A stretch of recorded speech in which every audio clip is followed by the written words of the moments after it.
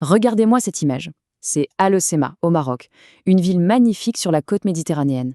On a l'impression d'être sur une carte postale, n'est-ce pas? Et pourtant, derrière cette beauté se cache un défi énorme.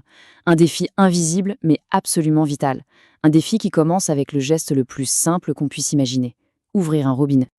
Alors justement, allons voir ce qui se passe derrière le décor. Chaque ville, sans exception, possède un organe vital qu'on ne voit presque jamais, sa station d'épuration.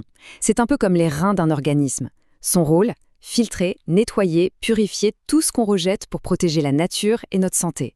Mais la question c'est, que se passe-t-il quand ces reins commencent à fatiguer? Pour bien comprendre l'ampleur du problème, il faut s'imaginer les quantités. Chaque jour, une ville comme Al Hoceima produit un véritable fleuve d'eaux usées. Et attention, ce n'est pas juste de l'eau un peu sale, c'est un vrai cocktail de tout ce qui part dans nos canalisations, de tout ce que la pluie entraîne avec elle dans les rues.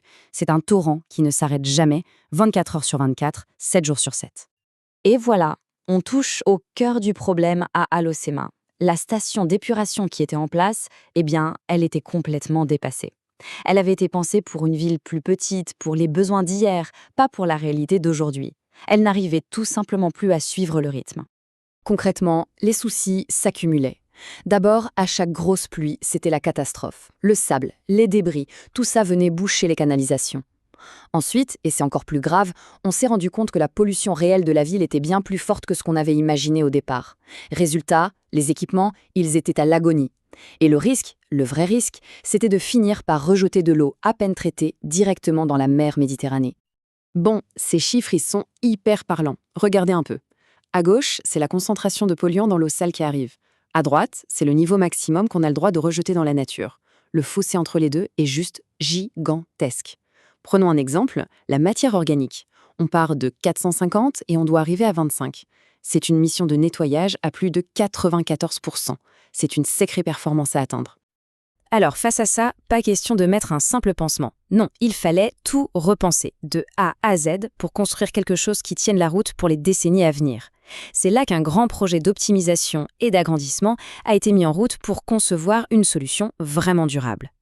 La solution technique qui a été choisie, elle est super intelligente, ça s'appelle le procédé à bouse activée. Pour faire simple, l'idée, c'est d'utiliser la nature elle-même. On va créer une sorte de paradis pour des milliards de bonnes bactéries, on leur donne plein d'oxygène dans de grands bassins, et elles, en retour, elles se régalent de la pollution. Ce sont elles qui font tout le boulot de nettoyage, de façon 100% biologique. Et attention, ce choix, ce n'est pas juste un truc d'ingénieur. Ça s'inscrit dans une vision beaucoup plus large au Maroc. Une vision portée par la loi. Le message est clair, on peut se développer, construire des villes, et en même temps protéger nos ressources naturelles. Les deux ne sont pas opposés, ils doivent avancer main dans la main. C'est bien plus qu'une histoire de tuyaux, c'est une question de philosophie. Et là, cet équilibre dont on parle, il est vraiment crucial, parce que la station, elle est littéralement collée à un bijou de la nature, le parc national d'Al Hoceima. C'est un refuge pour des animaux incroyables, dont des oiseaux super rares comme le balbuzard pêcheur.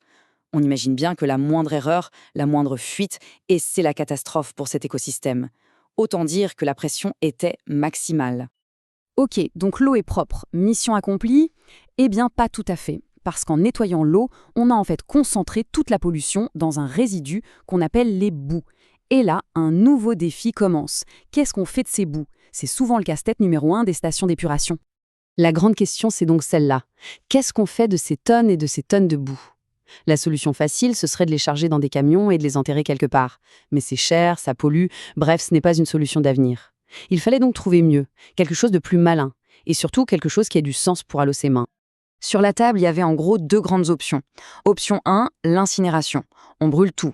C'est radical, ça marche, mais ça consomme une énergie folle et il faut des filtres hyper sophistiqués. Option 2, le séchage solaire. Là, l'idée, c'est d'utiliser l'atout numéro 1 de la région, le soleil.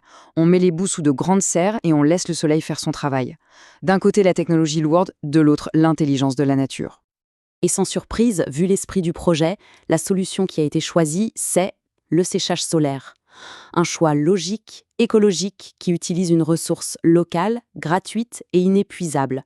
Ça coche vraiment toutes les cases du développement durable. Le but, il est facile à comprendre, mais le résultat est spectaculaire. On veut que les boues passent de 22% de matière sèche à plus de 80%. En clair, on va leur enlever quasiment toute leur eau. Et ça, ce n'est pas juste un détail, ça change tout. Parce que si on enlève l'eau, le volume des boues diminue de manière drastique. Et qui dit moins de volume, dit moins de camions sur les routes. Donc moins de pollution, moins de CO2. On part d'un déchet encombrant et on arrive à un produit sec, stable, beaucoup plus simple à gérer. C'est un vrai cercle vertueux. Mais un projet comme ça, ce n'est pas que des plans et de la technologie. C'est aussi un chantier énorme, au milieu d'un environnement habité et naturel. Et un chantier, ça fait du bruit, ça fait de la poussière, ça perturbe la vie des gens. Il fallait donc absolument anticiper et prévoir comment limiter au maximum tous ces désagréments. Et le travail de préparation a été super minutieux. Pour chaque problème potentiel, le bruit, la poussière, le passage des camions, une solution a été pensée. On limite les horaires de travail, on arrose les pistes pour éviter que la poussière s'envole, on met en place un plan de circulation.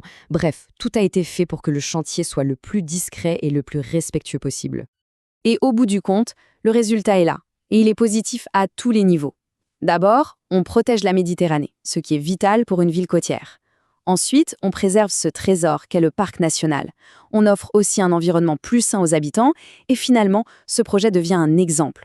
La preuve qu'une ville peut se développer intelligemment en harmonie avec la nature.